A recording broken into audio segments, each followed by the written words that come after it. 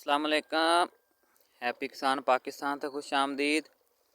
लो जी दोस्तों, आलू के हवाले नाल वीडियो लैके तुहाडी खिदमत च हाज़र हाँ जी। अज तुहानूं मैं एक फसल दिखा रहा जी आलू की। अज 35 दिन की फसल है जी। माशाअल्लाह खूबसूरत फसल है जी।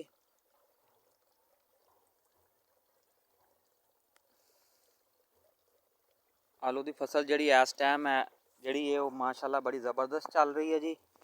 पिछले दिनों समोग आई सी, थोड़ा जिहा मसले मसाइल आलू ते आए सी जी। जिहड़े लोगों ने उन्होंने टाइम नाल कवर कर लिया उन्हों की फसल बेहतरीन रही। समोग दे विच भी ओवरऑल अगर असी गल करिए तो आलू की फसल जी वो बेहतरीन हैगी है जी।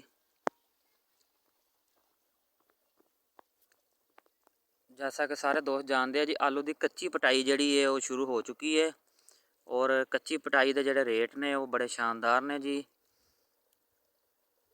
सुरख वैरायटी जी है तकरीबन 10 तो 11,000 की बोरी और अगर सफेद वैरायटी की गल करिए जी तो 7 तो 8,000 की बोरी जी इस टाइम रेट हैगा जी। उकाड़े की सब्जी मंडी के आलू का, क्योंकि कसूर और उकाड़े के कुछ एरिया जी कच्ची पटाई शुरू हो चुकी है। लो जी मैं हुण गल करांगा जी, अगर किसी दोस्त की आलू की फसल जी 35 दिन की हो गई और फसल कमज़ोर है, खाद के बावजूद भी वो अपनी फसल तो मुतमैन नहीं गा, वो अपनी फसल से अमान्यू एसड का स्प्रे करे।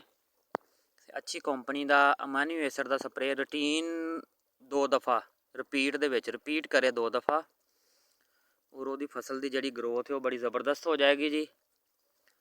अमान्यू एसड लैन वास्ते तुसीं सिंजेंटा का क्वांटस कर दो, बड़ी अच्छे रिजल्ट ने। बायर का अंबीशन कर लो, बड़े अच्छे रिजल्ट ने। क्वांटस या अंबीशन चों एक चीज़ तुसीं चूज़ करके अपनी फसल दे तुसीं अगर अमान्यू एसड का स्प्रे करोगे तो वो तुहाडी फसल की बढ़ोतरी बड़ी ज़बरदस्त होएगी और तुहाडी फसल जी वो बेहतरीन पैदावार वाल जाएगी। तो जी दोस्तों, अज की वीडियो एक छोटी जी आलू के हवाले से नाल सी। इस वीडियो में लाइक कर दो, दोस्तों को शेयर कर दो और हैप्पी किसान पाकिस्तान सबसक्राइब कर लो, बैल आइकन दबा दो ताकि मुख्तलिफ फसलों के रेट के हवाले नाल, मुख्तलिफ फसलों के मसले मसाइल के हवाले नाल वीडियोज़ तुहानूं देखने को मिलदियां रहन। अल्लाह हाफिज़।